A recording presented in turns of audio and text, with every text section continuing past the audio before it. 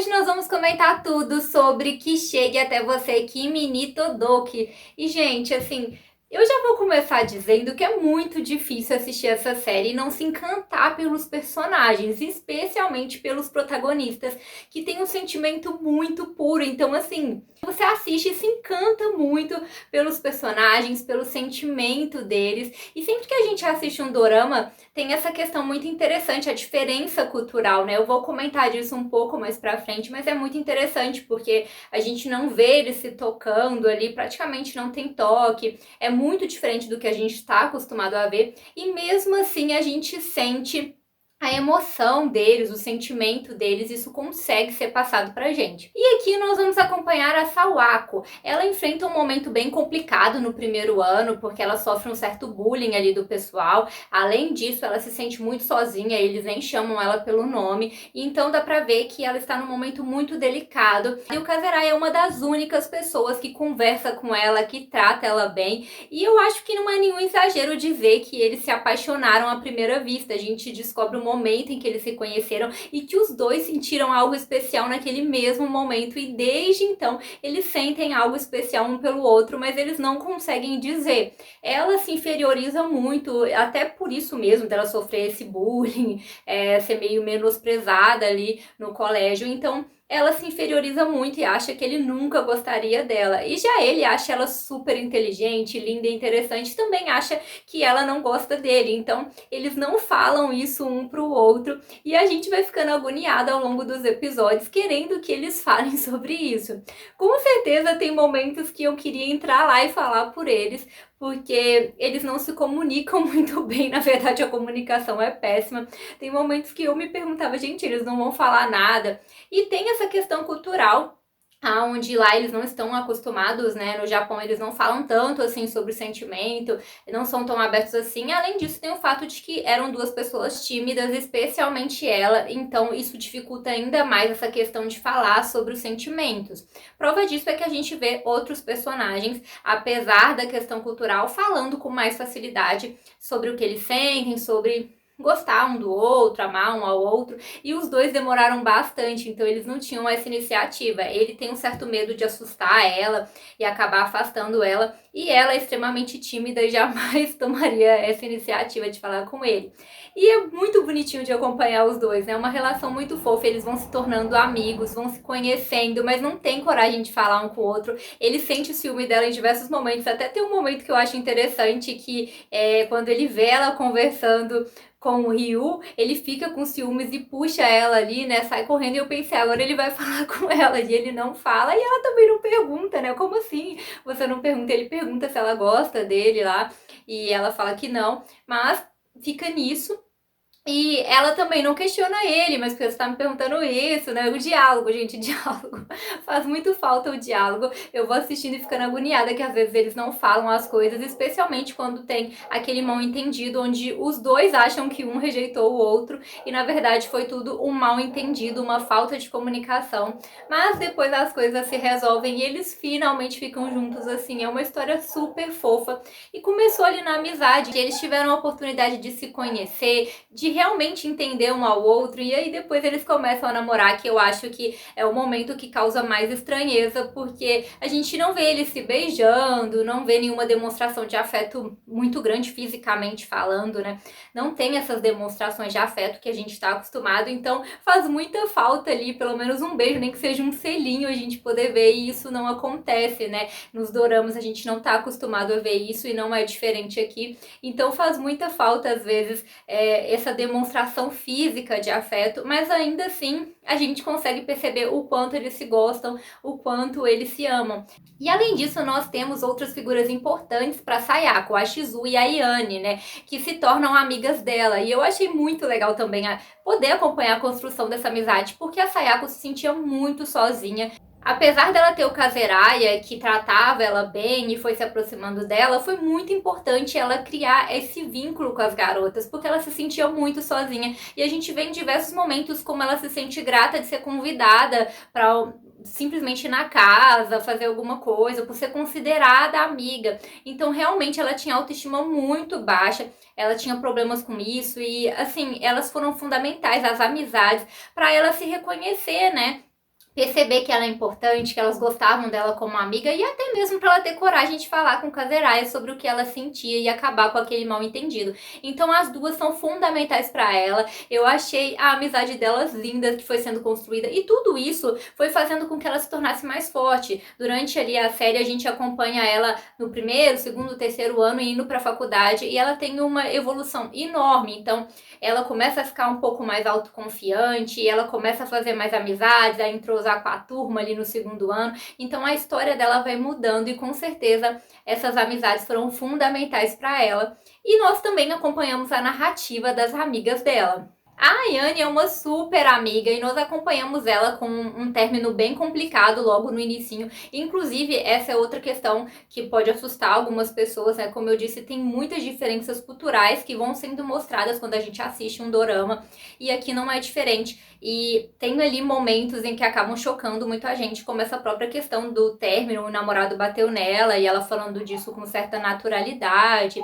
Tem outros momentos com agressão, como o Kazeraya com o pai dele, então tem momentos bem delicados. Eu vou até falar sobre essa relação dos pais mais pra frente. Mas aqui a gente tem a Ayane que termina e ela fala sobre o fato dela ter tido vários namorados, mas ela nunca amar ninguém. Ela chega a se relacionar com o Miura, que defende ela dos outros garotos que estavam fazendo apostas, mas ela não se apaixona por ele, ela gosta dele, mas não é alguém que ela ama. E mais na frente ela diz que sente esse sentimento pelo professor dela, pelo Pin, que eu acho que é algo que ninguém esperava e do nada ela vem com essa, é algo bem diferente também, mas ele não corresponde, né? Ele é professor dela e, como ele diz, 10 anos mais velho que ela, mas serviu para ela poder reconhecer esse sentimento e ela é bem independente ali, ela queria ir para Tóquio, luta para conseguir isso e no final ela faz a viagem dela, é até emocionante a despedida dela com as amigas, porque ela vai para longe, né? Mas ela está seguindo o sonho dela. E dá pra ver que ela é uma pessoa mais independente, aventureira, que queria isso. Como ela disse, ela não queria ficar lá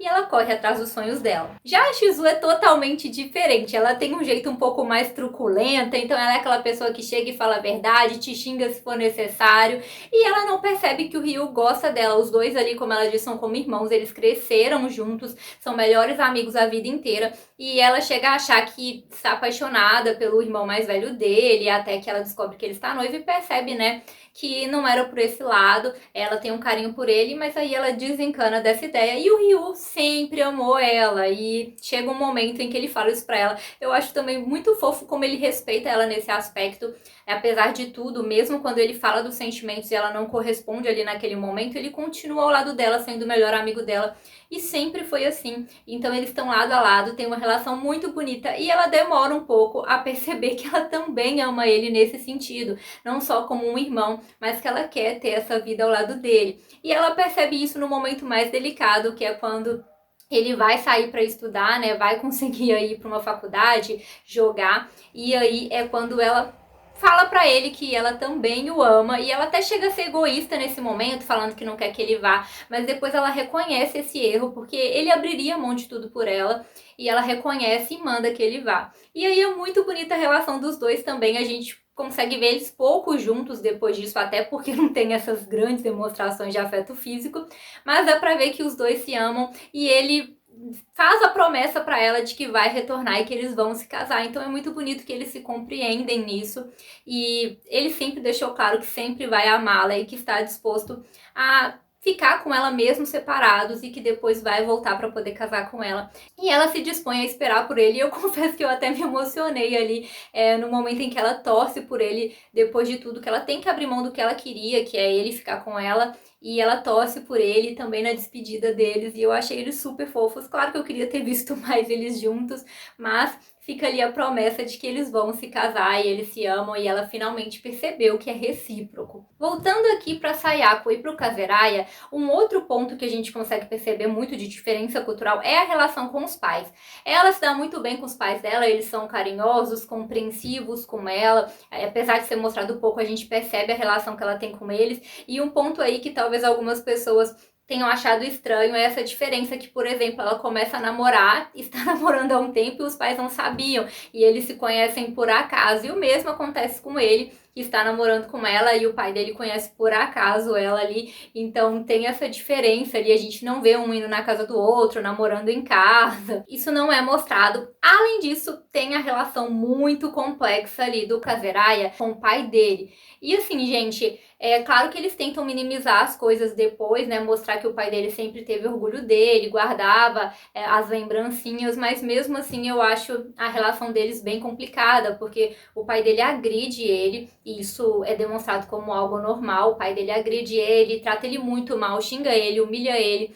Então, assim, é algo pesado de se ver. Então, quem via ele na escola não pensa isso. Ele é o garoto popular que tá sempre rindo, é amigo de todo mundo, é compreensível, é gentil. Ela mesma fala dessas qualidades dele muitas vezes, então ninguém imagina o que ele passa em casa com o pai sendo extremamente duro com ele, agressivo nas palavras e fisicamente.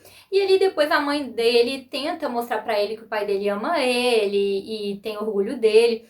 E aí ele consegue finalmente conversar com o pai para apoiá-lo na decisão de estudar, de fazer faculdade, de gerenciar a loja.